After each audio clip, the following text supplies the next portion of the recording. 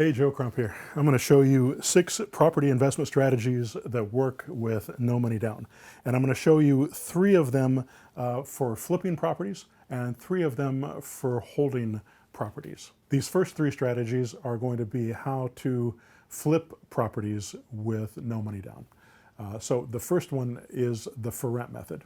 The for rent method is flipping a lease option. So essentially, I'll go out there and I'll find somebody who's selling their property, and I'll say, would you consider selling your property rent to buy? And they'll say, sure. So I will then take their property at the price that they're asking. Let's say they're asking $200,000 for that property. And then I'll turn around and raise that property price. Let's say I raise it to $220,000. And they want $1,500 a month of income, which is market rent for the property. So I'm going to go out there, raise it to $220,000. I'm going to ask for $20,000 as a down payment. That's going to be my profit. I'm also going to get their first month's rent of the $1,500, which I'm going to pass on to the seller. So I'm going to take control of that property with a lease option memo. It makes me a principal in the transaction, which makes it legal for me to sell that property. It's not legal for me to sell that property unless I'm a licensed agent, unless I have a principal position. So this gets me a principal position in that property and allows me to turn around and sell it. And of course, that lease option memo is assignable in the document that allows me to assign my right to buy to a new buyer.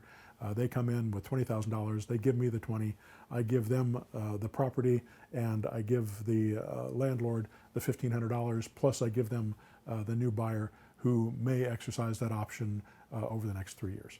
So that's one quick, easy way to do it.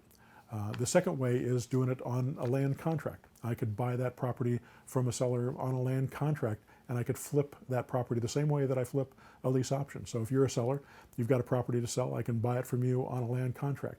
A land contract allows me to make payments to you over time and sell that property then to someone else. Now I can either flip that property directly and not ever take that property. Let's say it's not in very good condition, so I can't do a lease option on it. You have to have a property that's in habitable condition before you can do a lease option. So it's not habitable, and I want to sell that property. I can either sell it to an investor or I can sell it to an end user who's willing to fix it up. I can sell it as a fixer-upper on land contract, and they're going to make payments on that land contract, and they're going to make a down payment. So let's say they're buying it for $200,000. I raise the price to $220,000. Maybe it's worth a little bit more than that because it's in bad condition.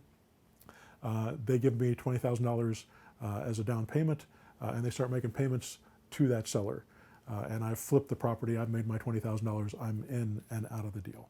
The third way to do it, and I do this less often, but it's very common in this industry, and I think that a lot of people teach this method, and that's wholesaling. I call it assignable cash deals. And essentially what you're doing is putting a purchase agreement together on a particular property for a specific price, usually dramatically below market value. The only way you're going to sell this for cash is if it's dramatically below market value. So maybe 50% of market value, maybe a little bit more than that, depending on the price range of the property. The higher the price range, you can get a little bit more, as a value of the property towards its ultimate after repair value.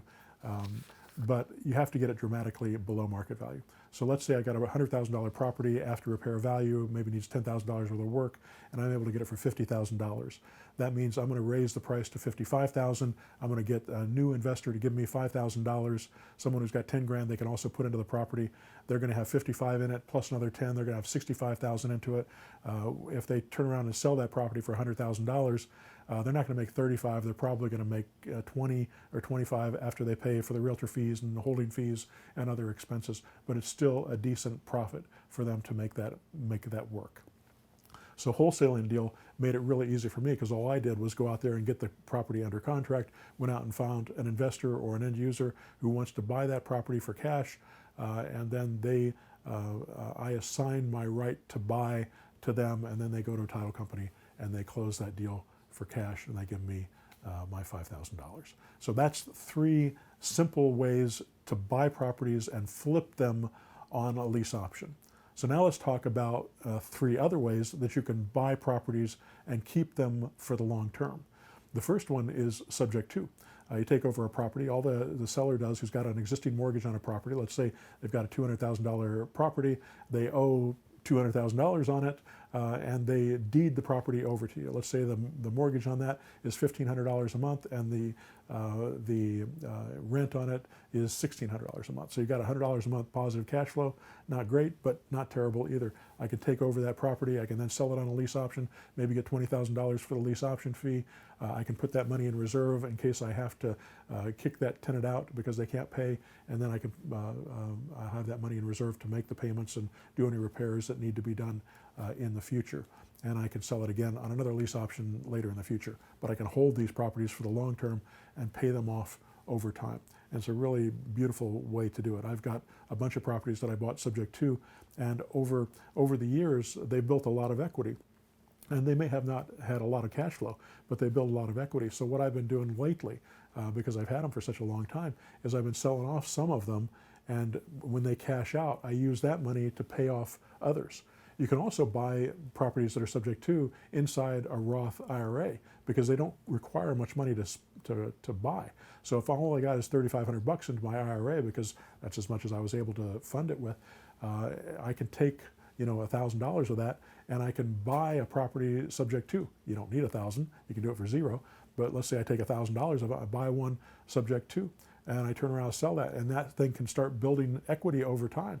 And after 5 years, 10 years, 15 years, that property will have a bunch of equity in it. And all that equity, if it's in a Roth IRA, is completely tax-free to you when you retire at 59 and a half.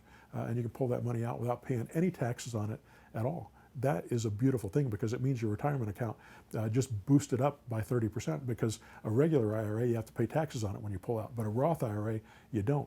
I've done some other videos on IRAs. You can check those out if you like, or you can just go to Google and type in Roth IRAs and self-directed real estate investing Roth IRAs, and you'll get more information about that technique. It's a really great way to hold property for the long term. And subject twos are one way that you can do it, because subject twos are non-recourse loans.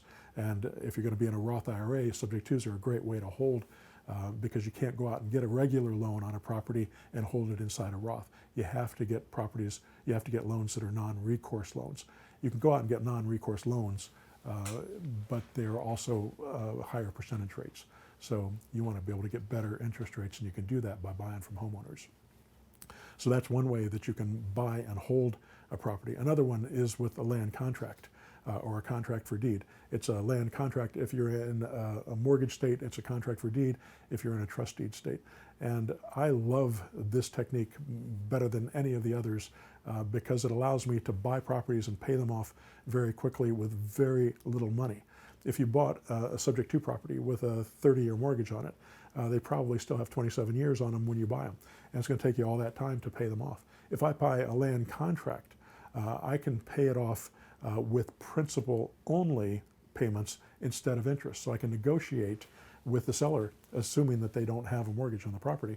I can negotiate with them. And so if I bought a $50,000 property in a little rural area or in an urban community where I can get cheaper properties, I can pay those properties off in 3 to 5 to 7 years, and they're completely free and clear after that time. And I didn't have any money into them at all. In fact, I made money when I purchased them, because I'll buy these properties and then I'll go out and charge a lease option fee for somebody to come and buy those properties from me, and I'll sell them for more than I paid for them, and then I'll make payments on those properties. So it's a really beautiful thing, and I go into detail on how we do that in some of my other videos, and certainly in my mentor training. So it's worth finding out how that works so that you can build your equity so much faster and have so much less negative cash flow.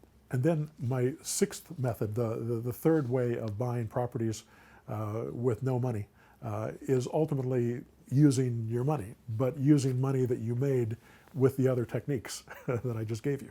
So eventually what's going to happen as you start flipping properties like this, as you start keeping properties, you're going to have a lot of cash that you need to invest.